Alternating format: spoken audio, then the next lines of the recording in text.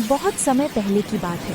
एक घने जंगल के बीचों बीच एक भयानक और उजड़ा हुआ महल था। उस महल की दीवारें काली पड़ चुकी थीं, खिड़कियों से अजीब अजीब आवाजें आती थीं और रात होते ही वहां से रोने, हंसने और पंजों की खरोच जैसी डरावनी आवाजें सुनाई देती थीं।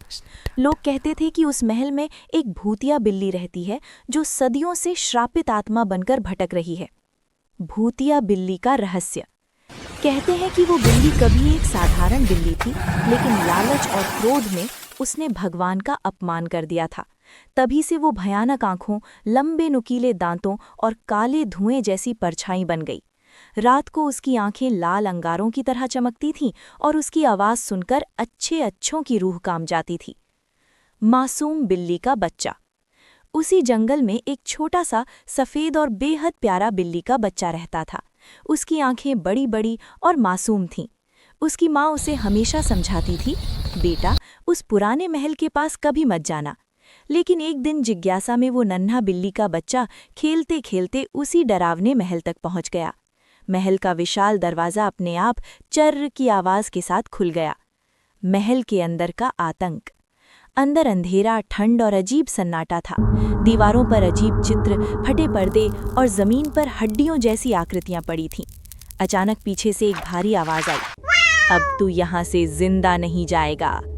वो थी भूतिया बिल्ली। उसने अपने पंजे जमीन पर मारे और महल के दरवाजे बंद हो गए। बिल्ली का बच्चा डर के मारे कांपने लगा, उसकी आंखों से आंसू गिरने लगे। लड्डू गोपाल से प्रार्थना।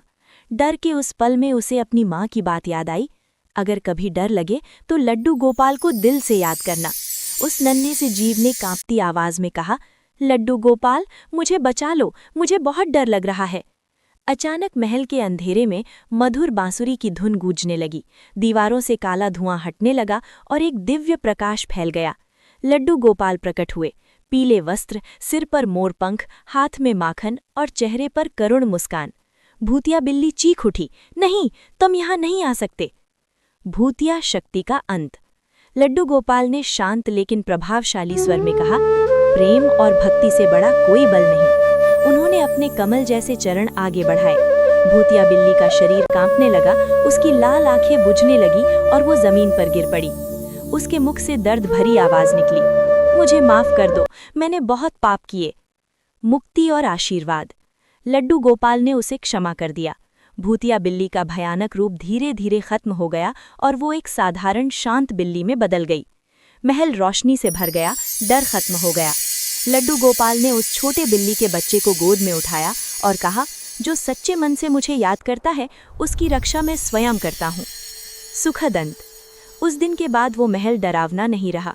भूतिया बिल्ली मुक्त हो गई और जंगल फिर से शांत हो गया।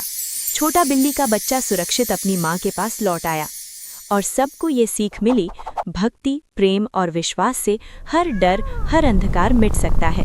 जय श्री लड्डू गोपाल।